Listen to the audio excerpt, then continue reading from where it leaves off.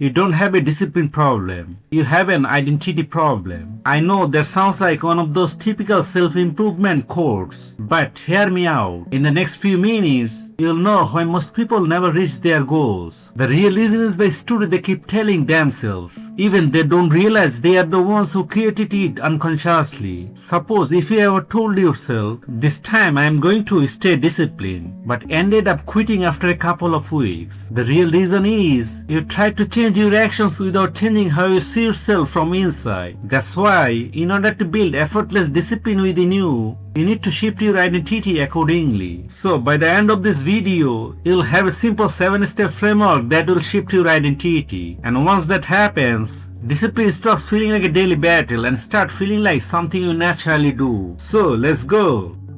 Step 1. Define the identity, not the outcome.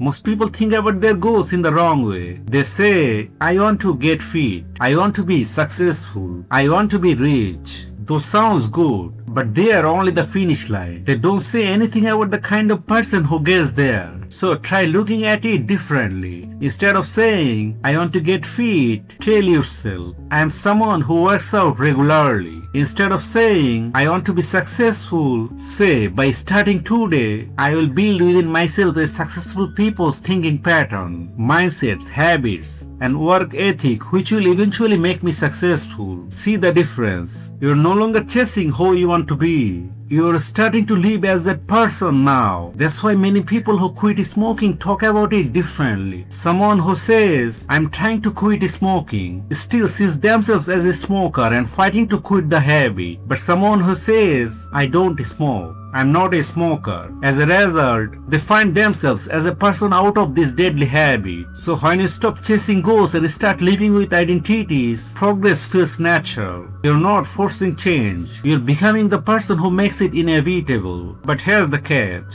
and this is where most people mess this up immediately. Step 2. Get specific about what that identity looks like.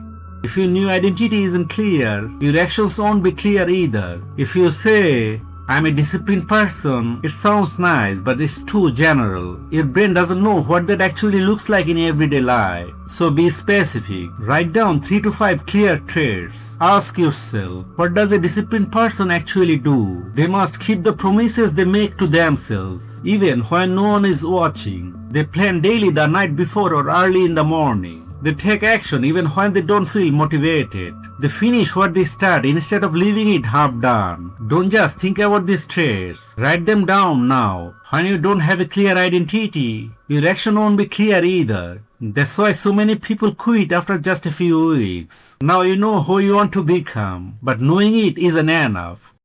Step 3. Find the smallest possible vote for that identity.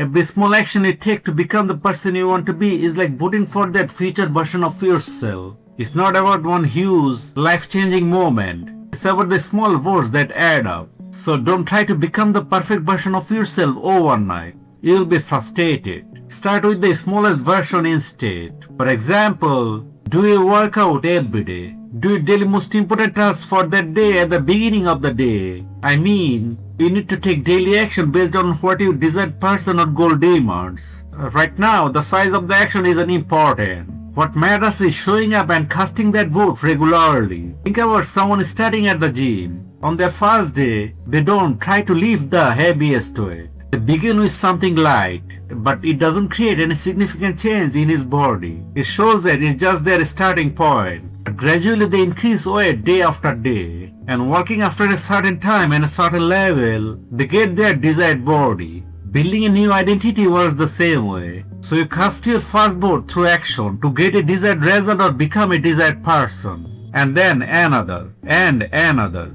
Until one day, you look back and realize you have become the person you were voting for all along. But after that, this kind of problem might arise, and that leads us to the next step. Step 4. Let failures be data, not verdicts.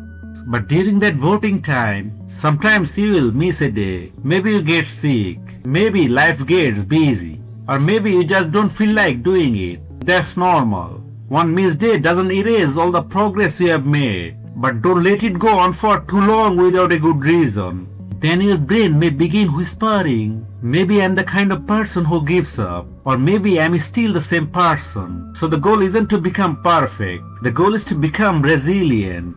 Notice when you sleep, forgive yourself, and get back to your action track as quickly as possible. Treat the missed day as a reminder, not a judgment about who you are.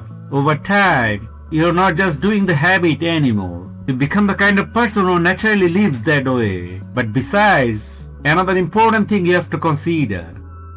Step 5. Speak and think in identity language. The way you talk about yourself affects how you behave. If you say, I'm trying to exercise regularly, you're still thinking like someone who's just giving it a try. And when you get busy or you don't feel good, it's much easier to stop exercising. But if you say, I don't miss workouts, you describe yourself as the kind of person who stays consistent and works out regularly. That's a big difference. This isn't just about exercise. You have to consciously choose your language wherever necessary to get your desired identity. In sports psychology, athletes are encouraged to describe themselves in a positive way, as if their best qualities are already real, because this helps improve their mindset and performance. So listen to the way you talk to yourself. Don't say, I'm trying to. Instead, use words that reflect who you want to be. The more your words match your identity, the easier it becomes to follow through. The right words matter, but they aren't enough. Your identity can't grow in isolation, and this is the piece most people miss. Step 6. Surround yourself with reinforcement.